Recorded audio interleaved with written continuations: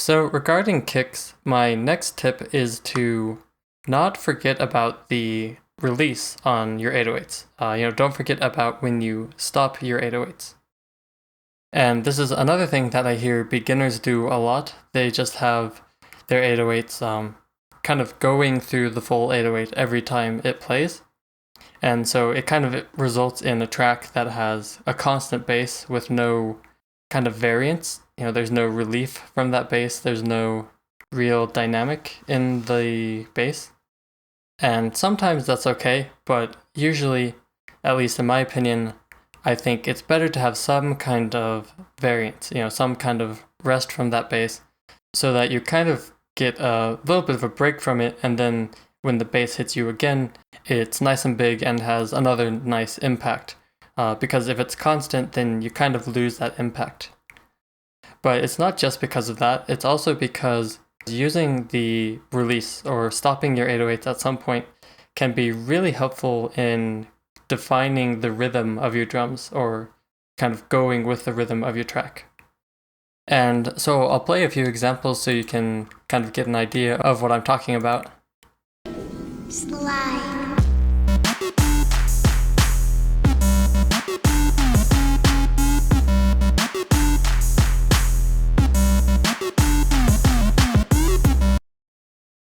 So you can see right here, Slide.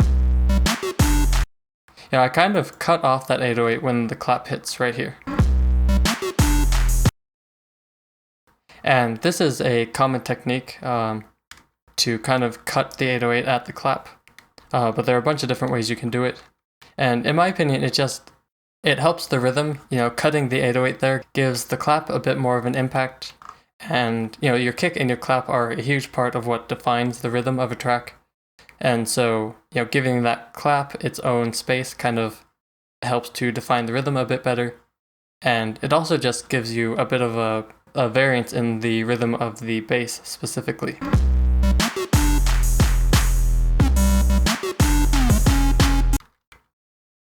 And in this track, I have done a similar thing. You can hear the 808 plays, and it's stopped by the clap, but it's also stopped at the end of the chords. So I've used the timing of when those chord stabs play to guide when I'm playing that 808.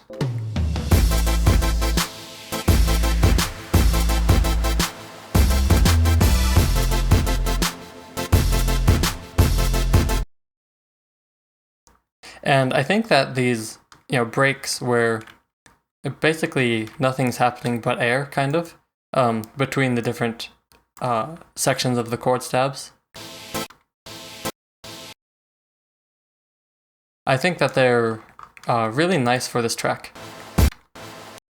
They really break things up and allow each different hit of those chord stabs to maintain its impact. And so because of that, I've had the 808 bass follow kind of the lead of all the other elements in the track.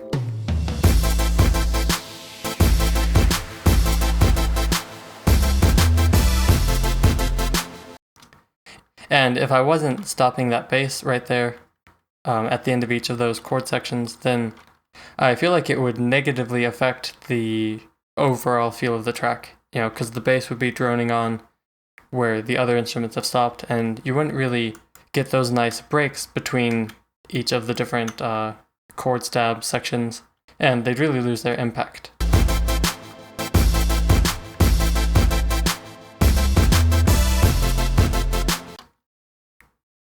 And here's another example of where I've used the release of the 808 to kind of work with the rhythm.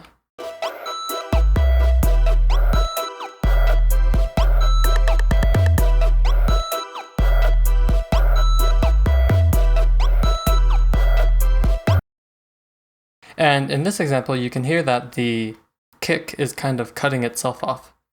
So I'll have sections where the 808 plays, and it's nice and long, and then I'll have the kick or the 808 play again, but then it doesn't have that sustained bass, so it just kind of cuts it off.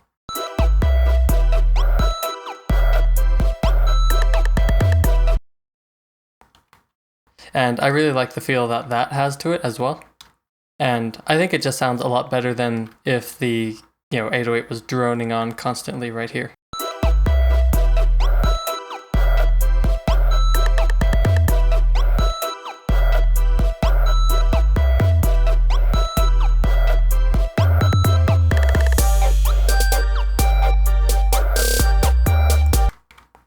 And you can hear I change it up in that section, in that second section. I kind of do have the 808 drone on a bit more.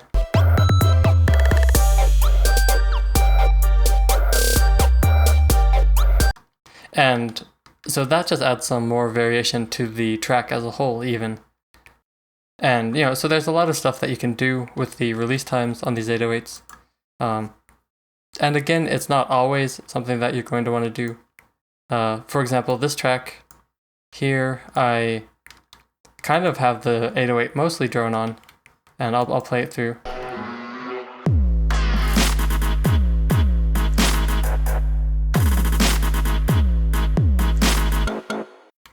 So you can hear this whole section it drones on, but then I do cut it right at that break.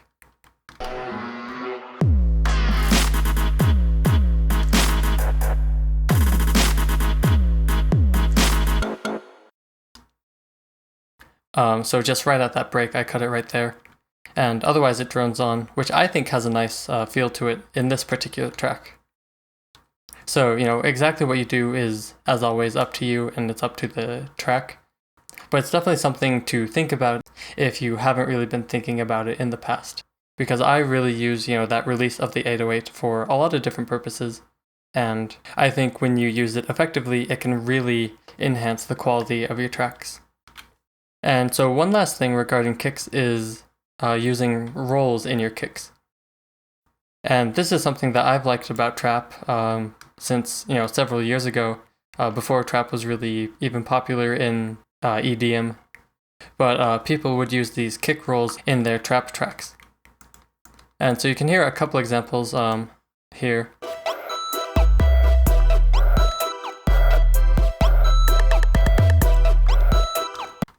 So right here is an example. You can hear the kick play kind of 3 times really close together.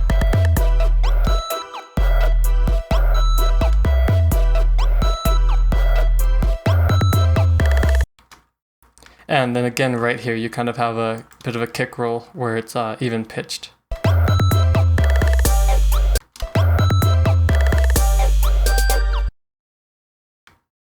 And so the way to do this is to play your kicks or your 808s really close together and kind of use them as if they were a tom or a snare, except they're a kick and you're just kind of making a roll with them. Another example would be in this track here.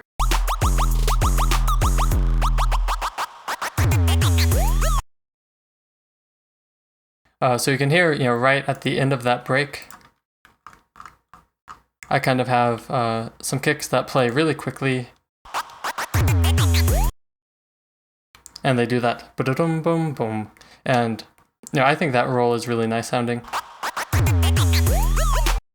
And so, if you can kind of practice this and get a little bit familiar with how to use some kick rolls in your tracks, I think that is very nice. And I think that can help your drum beat sound a bit more interesting. But of course, it's not something that you're always going to do, just whenever it feels right. Hey guys, thanks for watching the video. If you thought it was helpful, please be sure to leave a like and maybe a comment if you have any questions or requests for future videos. If you're new to the channel, I encourage you to subscribe and have a look around. I've already uploaded a bunch of tutorials and I try to release new ones every week. I also do my best to keep things pretty organized so that you can find what you're looking for a bit more easily. So thanks again guys for watching the video, and hopefully I'll see you next time.